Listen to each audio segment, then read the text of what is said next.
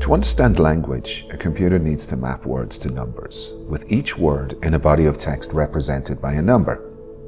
But that's just the beginning. When dealing with something like sentiment, good or bad, happy, neutral or sad, a useful technique is to give the sentiment a direction. Imagine an arrow pointing to the right means good and an arrow pointing to the left means bad. Then how would you represent it's just okay? That sounds good, but not fully good, so maybe the arrow would point a bit to the right, but not all of the way. An arrow like this is in 2 dimensions, an X and Y if you remember geometry at school. But remembering that computers are very good at crunching numbers, even ones that we can't imagine, then to handle larger vocabularies and the sentiment within them, we can represent them using many more dimensions. For Jack, I created a model of when he was talking to Sam and when he was talking to everyone else. And here's the representation of that. It was done using 7-dimensional space.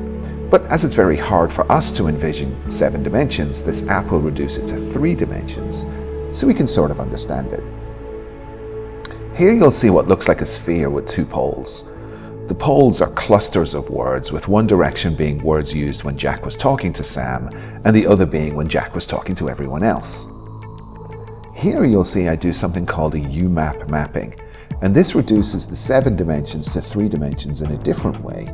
And instead of plotting the words on the poles, you'll see the distance from the origin also, and that kind of indicates the strength of the word. The further away it is, the more likely or frequently it was used for Sam or not Sam.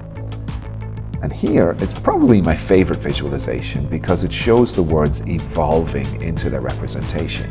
And because this is a binary classifier, binary meaning there's only 2 ways, so either he's talking to Sam or not, it actually ends up looking a little bit like the 2 hemispheres of a brain. So yeah, we're kind of looking inside Jack's brain when we do this, or at least how his AI brain represents language sentiment when it comes to dealing with Sam and or everybody else.